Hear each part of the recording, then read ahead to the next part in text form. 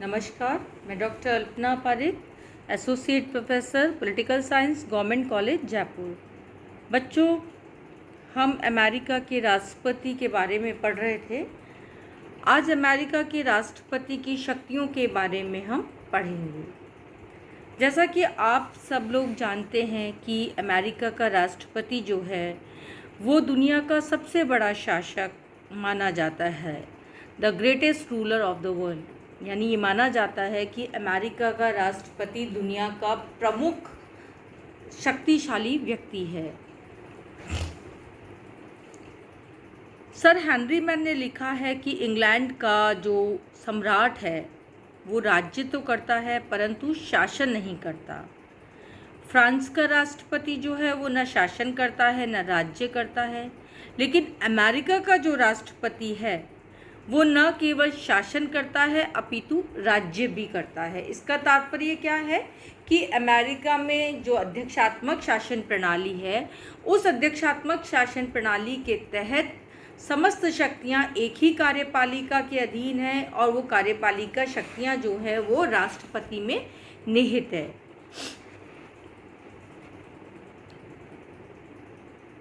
जब professor Munro ने लिखा है कि जब संविधान निर्माताओं ने ये फैसला किया कि कार्यपालिका शक्ति एक राष्ट्रपति के हाथों में होगी तो उन्होंने सोचा भी नहीं था कि किसी दिन ये 9 अक्षर प्रेसिडेंट लोकतंत्र में किसी अध्यक्ष के हाथ में इतनी महान शक्ति सौंप देंगे।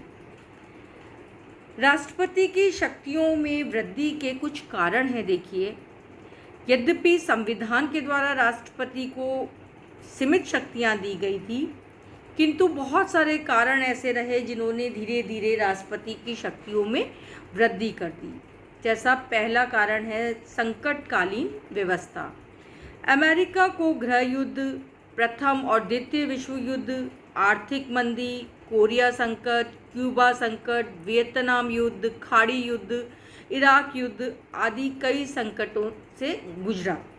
इन संकटों पर विजय प्राप्त करने के लिए विभिन्न राष्ट्रपतियों ने बहुत अधिक शक्ति का प्रयोग किया, जिसका कांग्रेस ने भी कभी विरोध नहीं किया और फलतः वो और उत्तरोत्तर अधिक शक्तिशाली होता गया। दूसरा है दलीय प्रथा का उदय। अमेरिका में जो दलीय प्रथा है इसने भी राष्ट्रपति और कांग्रेस के मध्य सहयोग की भावना उत्पन्न की। अब राष्ट्रपति का दल उसकी नीतियों का समर्थन करता है और उसकी स्थिति जो है वो ज़्यादा सुदृढ़ हो गई है। परिपाटियाँ तीसरा महत्वपूर्ण कारण है। राष्ट्रपति की शक्तियों का स्तोत्र परंपराएं और परिपाटियाँ भी हैं। जैसे संविधान कहता है कि राष्ट्रपति जितनी भी महत्वपूर्ण नियुक्तियां करता है उसके लिए सीनेट की स्वीकृति आवश्यक है। सीनेटोरियल शिष्टाचार यानी सीनेटोरियल कर्टसी की प्रथा के कारण राष्ट्रपति के द्वारा की गई सभी नियुक्तियों को सीनेट अमूमन स्वीकार कर लेती है। तो कुछ प्रथाओं और परिपाटियों ने भी राष्ट्रपति की शक्ति को बढ़ाया है। राष्ट्रपति का प्रत्यक्ष चुनाव जो है वो एक तरीके से राष्ट्रपति की प्रतिष्ठा में वृद्धि करता है। राष्ट्रपति जनता से सीधी अपील करके जनमत तैयार करता है। कांग्रेस भी अब राष्ट्रपति के पक्ष में शक्तिशाली जनमत देखती है तो वो उसकी बात को मान लेती है। इसके अतिरिक्त न्यायिक निर्णय जो हैं वो भी राष्ट्रपति की शक्तियों को बढ़ाने वाले हैं। संविधान की व्याख्या करने का काम न्यायपालिका का है। इन व्याख्याओं के आधार पर ही निहित शक्ति का सिद्धांत विकसित हुआ। इससे संघीय सरकार की शक्तियों में वृद्धि हुई। संघीय सरकार की शक्तियों में वृद्धि से राष्ट्रपति की शक्तियां बढ़ी। जैसे मायरस मुकदमे ने राष्ट्रपति की उन पदाधिकारियों को पद से हटाने की शक्ति की पुष्टि की जिन्हें कि वो नियुक्त करता है। इसके अतिरिक्त कांग्रेस के अधिनियम ने भी राष्ट्रपति की शक्तियों में वृद्धि की है। कांग्रेस ने 1933, 1941, 1953 में अनेक ऐसे अधिनियम पारित किए जिनके द्वारा राष्ट्रपति की बहुत सारी शक्तियां बढ़ी। इसी तरीके से प्रदत्त व्यवस्थापन की व्यवस्था ने भी राष्ट्रपति की शक्तियों को बढ़ा दिया। अब राष्ट्रपति की शक्तियों में तो वृद्धि हो गई, लेकिन अब हमें ये देखना पड़ेगा कि राष्ट्रपति के पास पावर कौन कौन से हैं। अमेरिकी राष्ट्रपति के पास निम्नलिखित शक्तियां हैं। पहला है कार्यपालिका संबंधी शक्ति। देखिए, किसी भी कार्यपालिका के पास जो है वो उससे संबंधित प्रशासनिक निर्वहन से संबंधित बहुत सारी शक्तियां हैं। अमेरिका में ये शक्तियां राष्ट्रपति के पास हैं। भारत की हम बात करें तो भारत में सैद्धांतिक रूप से कार्यपालिका शक्तियां राष्ट्रपति के पास है, किंतु व्यवहारिक रूप से उनका प्रयोग प्रधानमंत्री और उसका मंत्रिमंडल करता है। तो पहली जो है वो है कार्यपालिका शक्ति, फिर विधि निर्माण संबंधी शक्ति, वित्तीय शक्तियाँ, न्यायिक शक्तियाँ, वैदेशिक संबंधों के संचालन की शक्तियाँ, दल के नेता के रूप में शक्तियाँ, संकटकालीन शक्तियाँ और राष्ट्रीय नेता के रूप में राष्ट्रपति। सबसे पहली बात मैं आपको करती हूँ कार्यपालिका शक्तियों की। राष्ट्रपति की कार्यपालिका शक्तियाँ कौन कौन सी हैं। सबसे पहला है कानूनों का क्रियान्वयन करना। राष्ट्रपति का ये कर्तव्य है कि वो ये देखे कि कांग्रेस के द्वारा निर्मित कानून जो है वो पूरी तरीके से लागू हों। कानूनों के क्रियान्वयन का ये कार्य अटॉर्नी जनरल के द्वारा किया जाता है। वह कानूनों के क्रियान्वयन के लिए विभागों को आदेश निर्देश प्रदान करता है। कार्यपालिका शक्ति में ही दूसरा है प्रशासन का संचालन करना। शांति और व्यवस्था बनाए रखना तथा संपूर्ण प्रशासन के संचालन का उत्तरदायित्व राष्ट्रपति पर है। संविधान में कहा गया है कि अधिशासनिक शक्ति अमेरिका के राष्ट्रपति के हाथों में होगी। संघीय सरकार के समस्त प्रशासन संबंधी कार्य राष्ट्रपति के द्वारा संचालित होगा। प्रत्येक विभाग के अधिकारियों से किसी भी विषय पर प्रतिवेदन या सम्मति की मांग राष्ट्रपति कर सकता है। तीसरा है नियुक्ति संबंधी शक्तियाँ। संविधान के अनुसार राष्ट्रपति का ये अधिकार है कि वो कांग्रेस के निश्चयों एवं कानूनों की क्रियान्विति के लिए आवश्यक नियुक्तियां करे। मुख्य रूप से राजकीय नियुक्तियां दो प्रकार की होती है, एक उच्च स्तरीय और एक निम्न स्तरीय।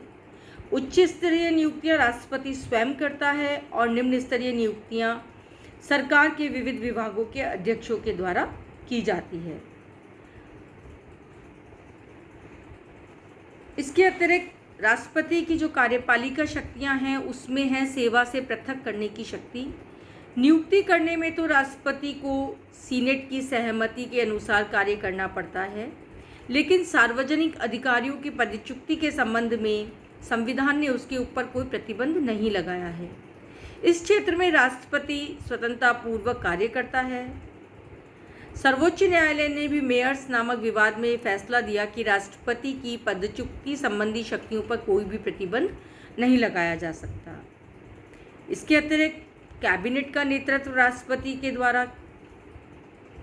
राष्ट्रपति सीनेट की सहमति से अपने मंत्रिमंडल की नियुक्ति करता है और अपने मंत्रिमंडल का स्वामी होता है। वह किसी भी मंत्री को मंत्रिमंडल में सम्मिलित कर सकता है और उसको हटा सकता है। राष्ट्रपति की कार्यपालिका संबंधी शक्ति में एक और शक्ति है सेना प्रमुख के रूप में। संविधान के अनुसार राष्ट्रपति युद्ध और शांति दोनों ही समय में सेना का अध्यक्ष होता है। सेना अध्यक्ष होने के नाते राष्ट्रपति जब भी आवश्यक समझे इस प्रकार की सेनाओं को कार्य करने का आदेश दे सकता है। वहीं उच्च सैनिक, नौसैनिक और वायु सैनिक अधिकारियों की नियुक्ति भी राष्ट्रपति के द्वारा की जाती है। विधि निर्माण संबंधी शक्तियां राष्ट्रपति की दूसरी महत्वपूर्ण शक्तियां हैं। अमेरिकी राष्ट्रपति राष्ट्र का प्रशासक ही नहीं अपितु कानून निर्माण में भी महत्वपूर्ण भाग लेता है। उसकी विधि निर्माण की शक्तियां निम्नलिखित हैं। पहला, राष्ट्रपति के संदेश। संविधान में कहा गया है कि समय समय पर राष्ट्रपति कांग्रेस को संघ की दशा के बारे में जानकारी देंगे और उसके विचार के लिए ऐसे सुझावों की सिफारिश करेंगे जिन्हें वो आवश्यक समझे। राष्ट्रपति इन संदेशों में आवश्यक कानूनों के निर्माण के लिए कांग्रेस से अनुरोध कर सकते हैं।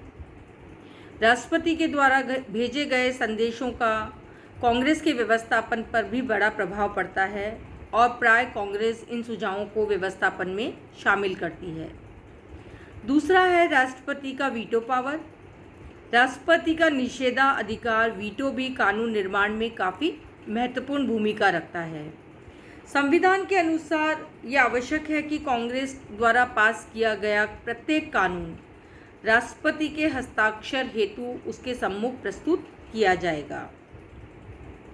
जब कांग्रेस के दोनों सदन कानून को पास कर देते हैं तो कानून राष्ट्रपति के पास हस्ताक्षर हेतु भेजा जाता है।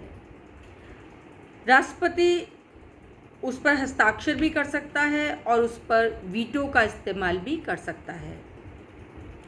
राष्ट्रपति जब तक किसी भी विधेयक पर हस्ताक्षर नहीं करेगा तब तक वो कानून का रूप नहीं ले सकता। राष्ट्रपति अपने वीटो पावर का इस्तेमाल दो प्रकार से कर सकता है। जिस दिन राष्ट्रपति के सामने विधेयक प्रस्तुत किया गया है, यदि वह उसके 10 दिन के भीतर, जिसमें रविवार शामिल नहीं है, अपने आक्षेपों सहित उस विधेयक को वापस कर देता है तो वो विलंब का निषेधाधिकार कहलाएगा। यह निषेधाधिकार निरपेक्ष नहीं है। यदि कांग्रेस के दोनों सदन पुनः इस विधेयक को पारित करके राष्ट्रपति के पास भेज देते हैं तो राष्ट्रपति को उस पर अनुमति देनी पड़ेगी और राष्ट्रपति का निषेधाधिकार व्यर्थ हो जाएगा।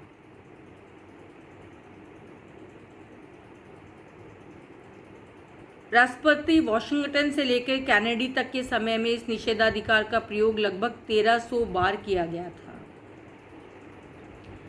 राष्ट्रपति का ये निषेधाधिकार सामान्य रूप से पुनर्परीक्षण शक्ति के रूप में विकसित हुआ।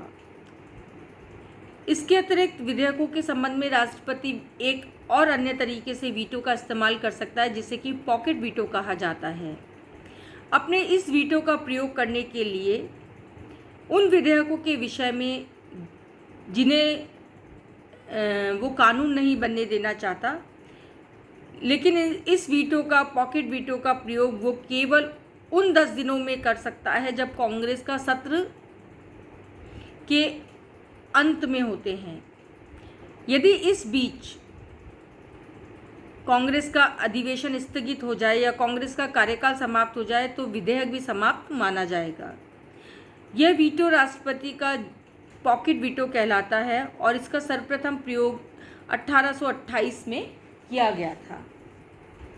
इसके अतिरिक्त व्यवस्थापन के क्षेत्र में आदेश भी महत्वपूर्ण शक्ति है राष्ट्रपति की। यद्यपि राष्ट्रपति अध्यादेश तो जारी नहीं कर सकता, तथापि ऐसी प्रथा है कि वह प्रशासकीय आदेश जारी कर सकता है और इन आदेशों के माध्यम से कार्यपालिका के विविध विभागों के द्वारा कार्य किए जाने के नियम बना सकता है। राष्ट्रपति द्वारा प्रशासकीय जो आदेश होते हैं उन्हें कानूनों के समान ही मान्यता प्राप्त होती है।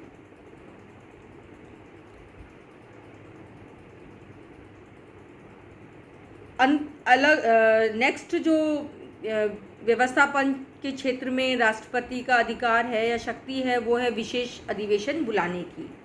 राष्ट्रपति को यह अधिकार प्राप्त है कि वो कांग्रेस के लिए विशेष अधिवेशन को आमंत्रित कर सकता है, किंतु ऐसा करने के लिए उसे ये सूचित करना आवश्यक है कि अधिवेशन बुलाए जाने का प्रयोजन क्या है।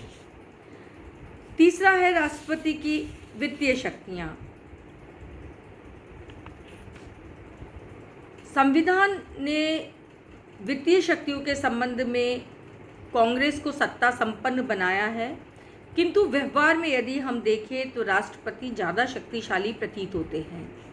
आय व्यय का वार्षिक बजट राष्ट्रपति के निर्देशन में तैयार किया जाता है। वही बजट कांग्रेस द्वारा पारित कराया जाता है।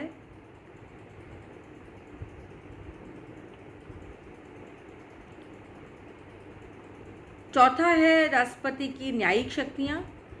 राष्ट्रपति को न्यायिक शक्तियाँ भी प्राप्त हैं उन व्यक्तियों को छोड़कर जिन्हें महाभियोग द्वारा दंडित किया जाता है। राष्ट्रपति सभी को क्षमादान दे सकता है। इस शक्ति के अधीन वह अपराधी को पूर्ण क्षमा, अर्ध क्षमा या उसके दंड को स्थगित कर सकता है। पांचवा है राष्ट्रपति का वैदेशिक शक्तियाँ। विदेश संबंधी मामलों का संचालन और परराष्ट्र संबंधों का निर्वाह करने के लिए राष्ट्रपति के पास महत्वपूर्ण वैदेशिक शक्तियाँ प्राप्त हैं। अंतर्राष्ट्रीय मामलों में राष्ट्रपति को अपने देश की तरफ से बोलने वाला प्रमुख व्यक्ति माना गया है। अमेरिका की विदेश नीति और उसके परिणामों की पूरी जिम्मेदारी राष्ट्रपति की होती है। राष्ट्रपति को अपने राजदूतों और विदेशों में अपने देश के प्रतिनिधियों को नियुक्त करने का अधिकार होता है। विदेशी राजदूतों की नियुक्ति की स्वीकृति भी राष्ट्रपति देता है। विदेशों से विविध प्रकार के संधि और समझौते करना भी राष्ट्रपति के अधिकार क्षेत्र में है। वो किसी भी राजदूत को बर्खास्त कर सकता है। संधियों के करने के संबंध में उसकी शक्ति पर एक प्रतिबंध लगाया गया है कि उसके द्वारा की गई संधि या समझौते का पुष्टिकरण सीनेट के द्वारा होना आवश्यक है। कभी कभी सीनेट जो है उसके द्वारा की जाने वाली संधियों को अस्वीकृत भी कर देती है। जैसे सन 1919 में सीनेट ने राष्ट्रपति विल्सन द्वारा वर्सराय की संधि को अस्वीकृत कर दिया था। राष्ट्रपति संधियों के अतिरिक्त कार्यपालिका समझौते भी करता है जिनके लिए सीनेट की स्वीकृति आवश्यक नहीं है। न्यायमूर्ति मार्शल ने कहा है कि बाह्य संबंधों के विषय में राष्ट्रपति ही राष्ट्र का एकमात्र संचालक और विदेशी राष्ट्रों के लिए वो एकमात्र प्रतिनिधि है। छठी राष्ट्रपति की जो शक्तियां हैं वो है दल के नेता के रूप में। अमेरिकी राष्ट्रपति अपने दल का नेता होता है। वो अपने दल की राष्ट्रीय समिति के चेयरमैन को नियुक्त करता है। उसके परामर्श से अपने दल के अन्य महत्वपूर्ण पदों को भरता है। दलीय नेता के रूप में वो अपने दल के सदस्यों के माध्यम से कांग्रेस पर अधिकार जमाता है। सातवां है राष्ट्रपति की संकटकालीन शक्तियाँ।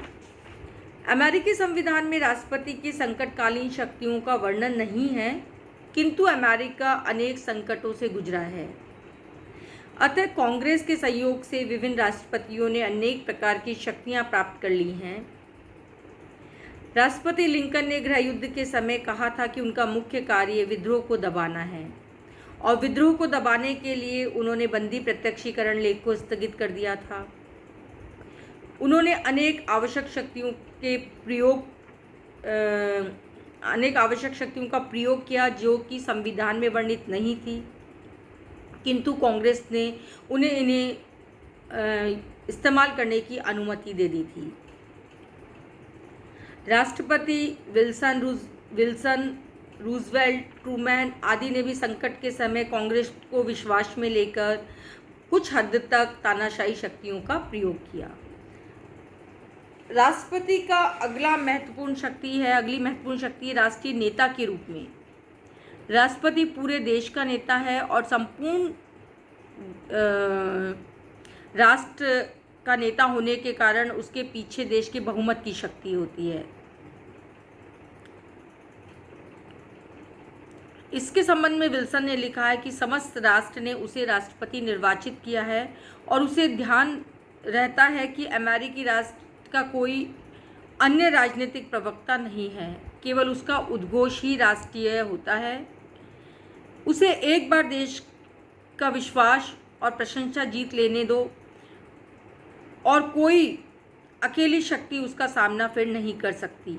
नई शक्तियों का संगठन भी उसे सरलता से नहीं हटा सकता। तो अमेरिकी राष्ट्रपति जो है वो महत्वपूर्ण शक्तियों से युक्त है। कुछ शक्तियां संविधान ने उसे प्रदान की है और कुछ शक्तियां परिस्थितियों ने उसे प्रदान कर दी है। धन्यवाद बच्चों।